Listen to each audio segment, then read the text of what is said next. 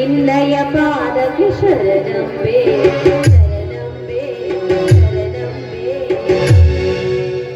ಧರೆಗೆ ಬಂದಂತ ದೇವತೆ ಸತ್ಯದ ದೇವತೆ ಧರೆಗೆ ಬಂದಂತ ದೇವತೆ ಸತ್ಯದ ದೇವತೆ ಇತಗೆಲಿ ನಿಲಸಿದ ಭೀಮಾಂಬೆ ನಿನ್ನಯ ಪಾದಕ್ಕೆ ಶರಣಂಬೆ ಶರಣಂಬೆ ಶರಣಂಬೆ ಧರೆಗೆ ಬಂದಂತ ದೇವತೆ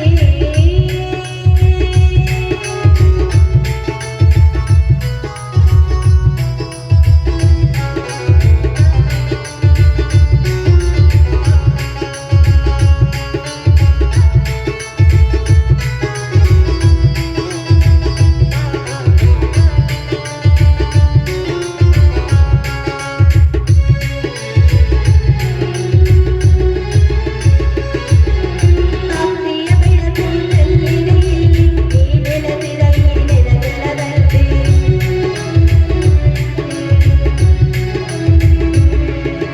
ಭಕ್ತಿಯ ಬೆಳಕು ಚೆಲ್ಲಿದೆ ಈ ನೆಲಸಿದ ಈ ನೆಲಜಲದಲ್ಲಿ ಸುಖದ ಸಿರಿಯು ಬೆಳಗಿದೆ ಇಲ್ಲಿ ಸಂತಸ ದುಃಖದ ತರದಲ್ಲಿ ರೋಗ ರುಜಿನದ ಭಯವೇ ಇಲ್ಲ ನೀನೇ ಕಾಯುವೆ ನಮ್ಮನೆಲ್ಲ ರೋಗ ರುಜಿನದ ಭಯವೇ ಇಲ್ಲ ನೀನೇ ಕಾಯುವೆ ನಮ್ಮನೆಲ್ಲ ನೆಲ್ಲ ಭಕ್ತರ ಮನೆಯಲ್ಲಿ ಕರೆದ ಭಕ್ತರ ಮನದಲ್ಲಿ ಬೇಡಿದ ವರಗಳ ನೀಡುವೆ ಧರೆಗೆ ಬಂದಂತ ದೇವತೆ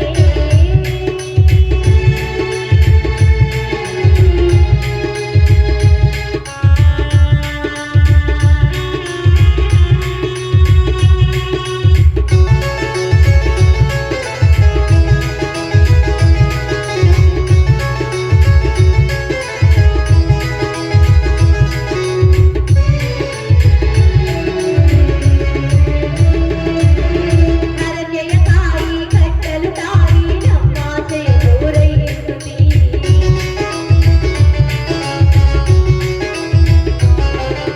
ಹರಕೆಯ ತಾಯಿ ಕಟ್ಟಲು ತಾಯಿ ನಮ್ಮ ಆಸೆಯ ಪೂರೈಸುತ್ತೀ ಶಂಕರಿ ದೇವಿ ಶುಭಕರಿ ತಾಯಿ ಎಂದರೆ ಸಾಕು ತಲವೊಡೆದೆ ನೀನೇ ಕಲಿಯುಗ ಕಾಮಧೇನು ಶಾಕಾಂಬರಿಯ ಪಾರಿಣಿ ನೀನೇ ಕಲಿಯುಗ ಕಾಮಧೇನು ಶಾಕಾಂಬರಿಯ ಪಾರಿಣಿ ಬಾಳನು ಬೆಳಗು ಮೂರ್ತಿಯೇ ಭಾಗ್ಯವ ನೀಡೋ ಜ್ಯೋತಿಯೇ ಕನ್ನಡ ನಾಡಿನ ಕೀರ್ತಿಯೇ ಧರೆಗೆ ಬಂದಂತ ದೇವತೆ ಸತ್ಯಧರ್ಮದ ದೇವತೆ ಧರೆಗೆ ಬಂದಂತ ದೇವತೆ ಸತ್ಯಧರ್ಮದ ದೇವತೆ ಕಿಟಕಿಲಿ ನಿಲಸಿದ ಭೀಮಾಂಬೆ ನಿನ್ನಯ ಪಾದಕ್ಕೆ ಶರಣಂಬೆ ಶರಣಂಬೆ ಶರಣಂಬೆ ಧರೆಗೆ ಬಂದಂತ ದೇವತೆ ಅಮ್ಮ ಜಯ ಶ್ರೀ ಆದಿಲಕ್ಷ್ಮೀ ದೇವಿ ಪ್ರತಿನಿತ್ಯ ನಿನ್ನ ಭಕ್ತಿಯಿಂದ ಪೂಜಿಸ್ತಿದ್ದ ನಮ್ಮಂತ ಬಡವರು ನಿನ್ನ ಕಣ್ಣಿಗೆ ಕಾಣಿಸೋದಿಲ್ವೇನ ಮಗ ಹುಟ್ಟುತ್ತಲೇ ತಂದೆ ತಾಯಿಗಳ ಕಳ್ಕೊಂಡು ಅನಾಥಳಾಗಿ ಬೆಳೆದೆ ಆದ್ರೆ ಈ ಅನಾಥೇನ ನನ್ನ ಭಾವ ಕರೆತಂದು ಜೋಪಾನ ಮಾಡಿದ್ರು ತಂದೆ ತಾಯಿಯಾಗಿ ನನಗೆ ಆರೈಕೆ ಮಾಡಿದ್ರು ಪ್ರೀತಿ ವಾತ್ಸಲ್ಯವನ್ನ ನೀಡಿದ್ರು ನನ್ನ ಭಾವ ಹಾಗೂ ನನ್ನ ಭಾವಂದಿರಿಗೆ ಯಾವುದೇ ಕಷ್ಟ ಕಾರ್ಪಣ್ಯಗಳು ಬಾರದೆ ಇರುವಂತೆ ಕಾಪಾಡು ಅಂತ ನಿನ್ನ ಭಕ್ತಿಯಿಂದ ಶರಗೊಡಿ ಪ್ರಾರ್ಥಿಸ್ತೀನಿ ಗಂಗಮ್ಮ ಚೆನ್ನಾಗಿದೆಯೇನಮ್ಮ? ಚೆನ್ನಾಗಿದ್ದೀನಿ ಬಾವ, ನೀವು ಚೆನ್ನಾಗಿದ್ದೀರಾ? ಚೆನ್ನಾಗಿದ್ದೀನಮ್ಮ. ಅಣ್ಣಂದ್ರೆ ಇಲ್ಲಿ ಕಾಣ್ತಾನೆ ಇಲ್ಲ. ಅದು ಅರ್ಜುನ್ ಬಾವ ಹಾಲು ರಜಾ ಮುಂಜಾನೆಗೆ ಚಕ್ಕಡಿ ಸ್ಪರ್ಧೆಯಿಂದ ಸ್ಪರ್ಧೆಗೆ ಹೋಗಿದ್ದಾರೆ. ಬಾವ, ಆ ಜಯರಾಜ್ಗಳವರು ಫ್ಯಾಕ್ಟರಿ ಕಟ್ಟುವ ನೆಪದಲ್ಲಿ ತಮ್ಮ ಆಳುಗಳಿಂದ ನಮ್ಮ ಹೊಲಕ್ಕೆ ಬೇಲಿ ಹಾಕಿಸಿದಾರಂತೆ. ಅದನ್ನು ವಿಚಾರಿಸ್ಕೊಂಡು ಬರ್ತೀನಿ ಅಂತ ಬಾವ ಹೋಗಿದ್ದಾರೆ. ಸಮಯ ಆಯ್ತು ಬಾವ, ಇನ್ನೇನ್ ಬರಬಹುದು. ಇದು ಬಡವರ ಬದುಕುವ ಕಾಲವಲ್ಲಮ್ಮ, ಕಟುಕ ಶ್ರೀಮಂತರ ಕಾಲ. ಅದಕ್ಕಂತಲೇ ಗಾಂಧೀಜಿಯವರನ್ನು ಮಾತು ಹೇಳಿದ್ರು, ಬಡ ಬದುಕಿದರೆ ಭಾರತವೇ ಬದುಕಿತು ಅಂತ. ಆದ್ರೆ ಈ ಫ್ಯಾಕ್ಟರಿ ಎಂಬ ಭೂತಕ್ಕೆ ಸಿಕ್ಕು ನಮ್ಮಂತ ಸಣ್ಣ ಸಣ್ಣ ರೈತರು ಬದುಕುವುದೇ ಒಂದು ದೊಡ್ಡ ಸವಾಲಾಗಿದೆ. ಅಷ್ಟೇ ಅಲ್ಲ, ಬಡವರ ಅವಸ್ಥೆಯನ್ನು ಕಬಳಿಸುವ ಬಣ್ಣ ಶ್ರೀಮಂತರು ತುಂಬಿಕೊಂಡಿದ್ದಾರಮ್ಮ ಈಗಿನ ಹಾಳು ಸಮಾಜದಲ್ಲಿ. ಹೋಗ್ಲಿ ಬಿಡಿ ಬಾವ, ಇವತ್ತು ನಿಮ್ಮ ಬಿಕಾಂ ಪರೀಕ್ಷಾ ಫೈನಲ್ ರಿಸಲ್ಟ್ ಇತ್ತಲ್ಲ, ಏನಾಯ್ತು?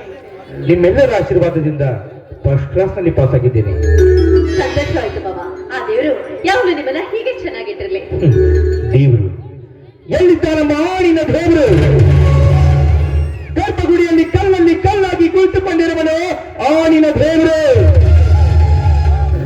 ಆ ನಿನ್ನ ದೇವರು ನಮ್ಮಂತ ಬಡವರನ್ನ ಕಾಯ್ತಿದ್ದಂದ್ರೆ ಆ ದೇವರ ದೊಡ್ಡ ದೊಡ್ಡ ದೇವಸ್ಥಾನದೊಳಗ ಮಾನವ ನಿರ್ಮಿತ ಕ್ಯಾಮ್ರಾಗಳನ್ನ ಹಾಕಿರ್ತಾ ಇದ್ರು. ಆ ದೇವರ ಹಣೆಯ ಮೇಲಿರೋ ಕಿರೀಟಗಳನ್ನು ಕಾಯಕ, ಬಂಗಾರದ ಆಭರಣಗಳನ್ನು ಕಾಯಕ ಪೊಲೀಸ್ ಬಂದೋಬಸ್ತ್ ಹಾಕಿರ್ತಾ ಇದ್ರು. ಅಷ್ಟೇ ಯಾಕಮ್ಮ, ಭಕ್ತರು ಹಾಕಿದ ಕಾಣಿಕೆಯ ಹುಂಡಿಗೆ ಕೀಲಿಯಾಕ್ ಹಾಕ್ತಾ ಇದ್ರು. ತನ್ನನ್ನು ತಾನೇ ಕಾಪಾಡಬೇಕಾದ್ದೇ ಇರೋ ಆ ನಿನ್ನ ದೇವರು ನಮ್ಮಂತ ಬಡವರನ್ನು ಏನು ಮಾಡ್ತಾ ಯಾವಾಗ ಬಂದಪ್ಪ ಬೆಂಗಳೂರಿಂದ? ಬಂದ ತಕ್ಷಣ ದೇವ್ರನ್ನ ಬೈತಾ ಇದೆಯಲ್ಲೋ? ದೇವ್ರ ಏನಪ್ಪ ನೀನ್ ತಪ್ಪು ಮಾಡಿದ? ಏನಿಲ್ಲ ಭಾವ, ಇವತ್ತು ಶಂಕರ್ ಮಗನ BCom ಪರೀಕ್ಷೆ ಫೈನಲ್ ರಿಸಲ್ಟ್ ಇತ್ತು. ಮಾವ ನೋಡಿದ್ರೆ ಜಿಲ್ಲೆಗೆ ಫಸ್ಟ್ ರ್ಯಾಂಕ್ ನಲ್ಲಿ ಫಸ್ಟ್ ಕ್ಲಾಸ್ ನಲ್ಲಿ ಪಾಸ್ ಆಗಿದ್ದಾರೆ. ಅದಕ್ಕೆ ನಾನೇನಂದೆ, ಆ ದೇವರು ನಿಮ್ಮನ್ನ ಯಾವಾಗ್ಲೂ ಹೀಗೆ ಚೆನ್ನಾಗಿಟ್ಟಿರ್ಲಿ ಮಾವ ಅಂತಂದೆ. ಅದಕ್ಕೆ ಮಾವ. ಅಲ್ಲಪ್ಪ, ಬಡತನದಲ್ಲಿ ಒದ್ದಾಡುತ್ತಿರೋ ನಮಗೆ ನೀನು ಫಸ್ಟ್ ಕ್ಲಾಸ್ ನಲ್ಲಿ ಪಾಸ್ ಆಗಿದೆಯಂತ ಅಂದ್ಮೇಲೆ ದೇವ್ರನ್ನ ಬೈತಾ ಇದೆಯಲ್ಲೋ? ಅಣ್ಣ, ತಂದೆ ತಾಯಿಗಿಂತ ಮಿಗಿಲ ದೇವರಲ್ಲಂತ ಬಲ್ಲವರು ಹೇಳಿದ್ದಾರೆ. ಅದಕ್ಕಿಂತ ಮಿಗಿಲಾದ ಆಶೀರ್ವಾದ ಮಾಡೋಣ ಈ ನಿನ್ನ ತಮ್ಮನಿಗೆ. ಆಶೀರ್ವಾದ ನಿಮ್ಗೆ ಯಾವತ್ತೂ ಇರಲಪ್ಪ. ಆ ದೇವ್ರು ನೀನು ಒಳ್ಳೇದು ಮಾಡಿ. ನೋಡಿ ಬಾಬಾ, ನೀವು ಕಷ್ಟಪಟ್ಟು ಓದಿದ ಅನುಗುಣವಾಗಿ ನಿಮ್ಗೊಂದು ಒಳ್ಳೆ ನೌಕರಿ ಅಂತ ಸಿಕ್ಬಿಟ್ರೆ ಈ ನಮ್ಮ ಜೀವನ ಸಾರ್ಥಕವಾದಂತಾಗತ್ತೆ. ನೌಕರಿ ನಮ್ಮಂತ ಬಡವರಿಗೆ ಎಲ್ಲಿ ಸಿಗಬೇಕಮ್ಮ ನೌಕರಿ? ಲಂಚ ಲಂಚ ಅನ್ನ ಲುಚ್ಚ ರಾಜಕಾರಿಗಳು ತುಂಬಿಕೊಂಡಿರುವಾಗ ನಮ್ಮಂತ ಬಡವರಿಗೆ ಎಲ್ಲಿ ಸಿಗಬೇಕಮ್ಮ ನೌಕರಿ? ಯಾಕೋ ಶಂಕರ, ನಾವಿಲ್ಲೇನು? ಬೇಕಾದ್ರೆ ನಿನ್ನನ್ನು ಅರ್ಜುನ ಇದ್ದಾನೆ. ನಮ್ಮ ಹೊಲದಲ್ಲಿ ಆಗದೆ ಹೋದ್ರು ಇನ್ನೊಬ್ಬರ ಹೊಲದಲ್ಲಿ ಕೂಲಿನಾದ್ರೆ ಆದ್ರೂ ಮಾಡಿ ನಿನ್ನ ನೌಕರಿ ಹಚ್ಚೋ ಜವಾಬ್ದಾರಿ ನಮ್ದಪ್ಪ. ಅಣ್ಣ, ಆಡು ಹೊಸಿದಿದೆ ಅಂದ್ರೆ ಹಿಡಿ ಕಾಲು ಹಾಕಿ ಅದರ ಹಸುವು ನೀಗಿಸಬಲ್ಲ ಈ ಬಿಡಬ. ಅದೇ ಆಣಿ ಬಂದು ಹೊಸದು ನಿಂತರೆ ಅದ್ರ ಹಸುವು ನೀಗಿಸಬಲ್ಲೇನೆ ಈ ಬಿಡಬ. ಸಾಧ್ಯವಿಲ್ಲ, ನಾ ಸಾಧ್ಯವಿಲ್ಲ. ಹೌದು ಬಿಡಣ್ಣ, ಆ ಜೈನ ಸಾವುಕಾರಿ ನಮ್ಮ ತೋಟಕ್ಕೆ ಬೇಲಿ ಹಾಕಿದ್ನಂತಲ್ಲ, ಏನಾಯ್ತಲ್ಲ? ಹೌದಪ್ಪ, ಆ ಜೈನ ಸಾವುಕಾರ ತನ್ನ ಆಸ್ತಿಯಲ್ಲಿ ಯಾವುದೋ ಒಂದು ಫ್ಯಾಕ್ಟ್ರಿ ಕಟ್ತಾ ಇದ್ದಾನೆ. ಆ ಫ್ಯಾಕ್ಟ್ರಿಗೆ ಹೋಗ್ಬೇಕಾದ್ರೆ ನಮ್ಮ 3 ಎಕರೆ ಜಮೀನು ಅವನಿಗೆ ದಾರಿಯಾಗಿ ಬೇಕಾಗಿದೆ. ಆ ಆಸ್ತಿಯನ್ನು ಬಿಟ್ಟು ಕೊಡು ಅಂದ. ನಾನು ಬಿಟ್ಟು ಕೊಡುವುದಿಲ್ಲ ಅಂದೆ. ಅಷ್ಟಕ್ಕೆ ಆ ಬಂಡ ಬಡ್ಡಿ ಮಗ ಅವರ ಆಳುಗಳ ಕಡೆಯಿಂದ ನಮ್ಮ ಹೊಲಕ್ಕೆ ಬೇಲಿ ಹಾಕ್ಸೋದಕ್ಕೆ ಮುಂದಾಗಿದ್ದಾರೆ. ಆ ಬೇಲಿ ಹಾಕ್ಸೋದನ್ನು ತಡೆಯೋದಕ್ಕೆ ಹೋದ್ರೆ ಅವರ ಆಳುಗಳ ಕಡೆಯಿಂದ ನಮ್ಮ ಹೊಲದಲ್ಲಿರುವ ಮಣ್ಣಿ ಮಾಂಕಲ ಗಿಡಕ್ಕೆ ನನ್ನನ್ನು ಕಟ್ಟಿ ಮೈಯೆಲ್ಲ ಬಾಸುದೇ ಬರುವಾಗ ಧನಿಕರ ದಬ್ಬಾಳಿಕೆಗೆ ನಾವು ಹೆದರಬಾರದಲ್ಲ. ಧನಿಕರ ದಬ್ಬಾಳಿಕೆಗೆ ಎದುರಿನ ಉತ್ತರ ಕೊಟ್ಟಾಗಲೇ ನಮ್ಮಂತ ಬಡವರು ಈ ಸಮಾಜದಲ್ಲಿ ಬದುಕೋಕ್ ಸಾಧ್ಯ. ಶಂಕರ, ನೀನು ಹೇಳುವುದೇನೋ ನಿಜ, ಆದ್ರೆ ಅವರು ಶ್ರೀಮಂತರು, ನಾವು ಬಡವರು. ನೋಡಪ್ಪ, ಈ ವಿಷಯ ನನಗೆ ನಿನಗೆ ಅಷ್ಟೇ ಗೊತ್ತಿರಲಿ. ಈ ವಿಷಯ ಯಾವುದೇ ಕಾರಣಕ್ಕೂ ಅರ್ಜುನಿಗೆ ಗೊತ್ತಾಗಬಾರ್ದು. ಯಾಕಂದ್ರೆ ಅವನು ಮೊದಲೇ ಮುಂಗೋಪಿ. ಅದು ನೋಡಿ ಭಾವ, ನೆನ್ಸಷ್ಟೇ ಅರ್ಜುನ್ ಬಾಬಾ ಇತ್ತ ಕಡೆನೇ ಬರ್ತಾ ಇದ್ದ.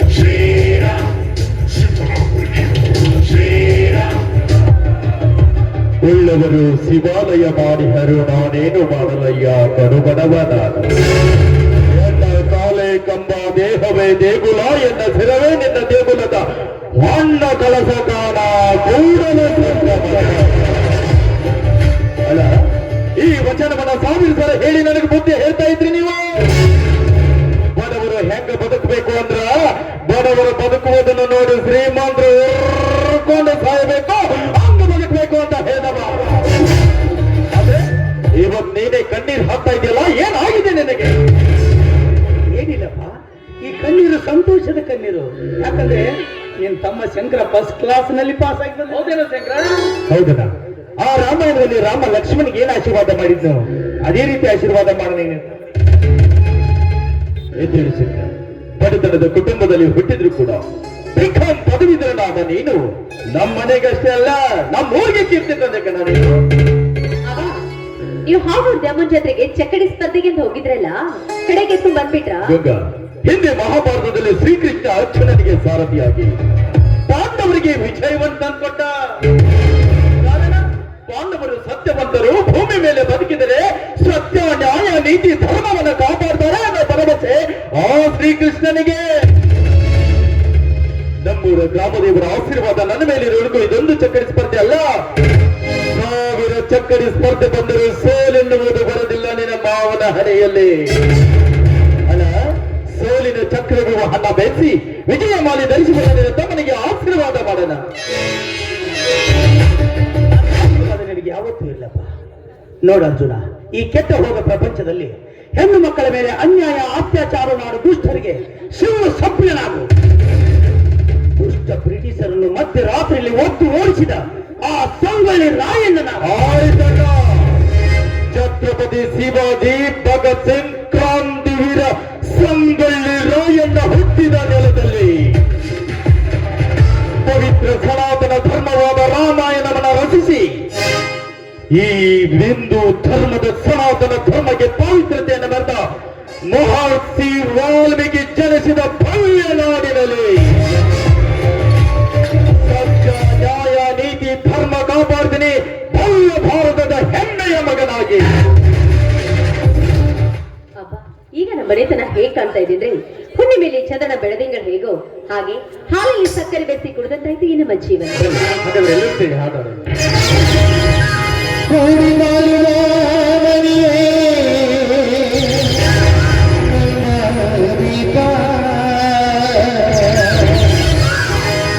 ನಮ್ಮ ಮನೆಯಲ್ಲಿ ಚಿತ್ರದಲ್ಲಿ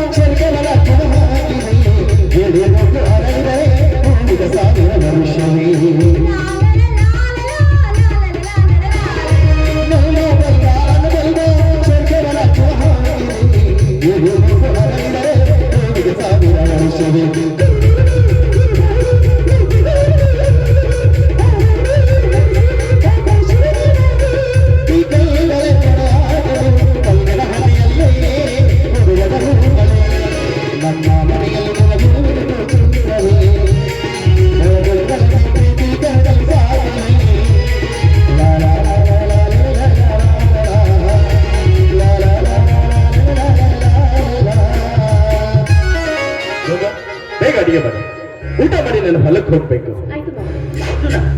ನೀನು ಹೊಲಕ್ಕೆ ಹೋಗೋದು ಬೇಡಪ್ಪ, ಯಾಕಂದ್ರೆ ಹೊಲದಲ್ಲಿ ಕೆಲಸ ಎಲ್ಲ ನಾನು ಮಾಡಿ ಮುಗಿಸಿ. ಹೇಳ್ತಾ ಇದೆಯಾ? ಕೈ ಕೆಸರಾದರೆ ಬಾಯಿ ಮೊಸರು, ದುಡಿತವೆ ದುಡ್ಡಿನ ತಾಯಿ ಅಂತ ಪ್ರತಿನಿತ್ಯ ಪ್ರತಿಪಾದಿಸುವ ನೀನು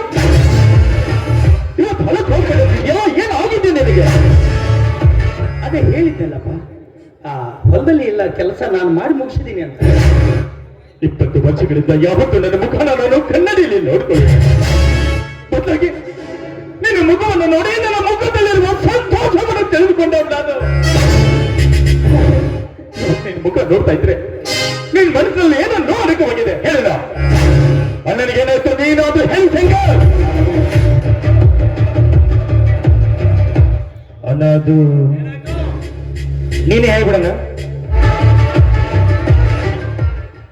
ನೋಡಪ್ಪ ಅರ್ಜುನ, ನಾನೇ ಹೇಳ್ತೇನೆ.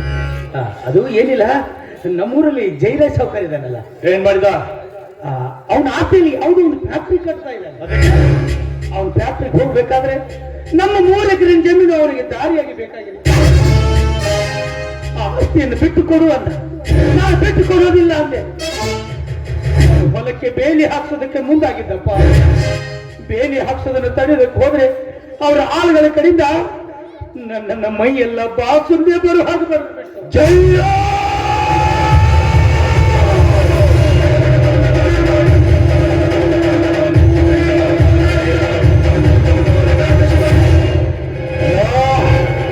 ಆ ಬಂಡು ಬಡ್ಡಿ ಮಗ ಹೇಳಬೇಕಿತ್ತ, ಅವನಕ್ಕೋಸ್ಕರ ಹೆತ್ತ ತಾಯಿ ಅಂತಿರುವ ಬಹುತಾಯಿ ಮಾಡ್ಕೊಳಕ ನಾವೇ ನಿನ್ನ ನಾಲಾಯಕರ ಅಲ್ಲ. ನಿನ್ನ ಕೈ ತಾಗಿಲ್ಲಲ್ಲ, ನಾನು ಹೋಗಿ ಹೇಳಿ ಬರ್ತೇನೆ.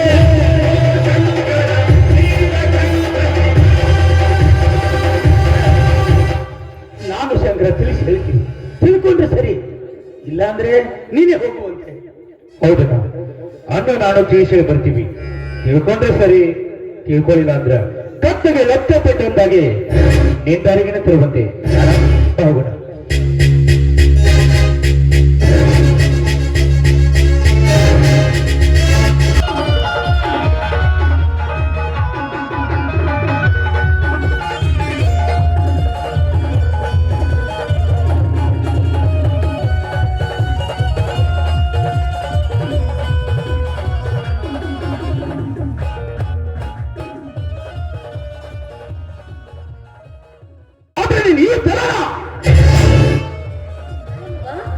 ನೀನ್ ಈ ತರ ಅಂದ್ರೆ ನಾನು ಏನ್ ಮಾಡಿದೆ?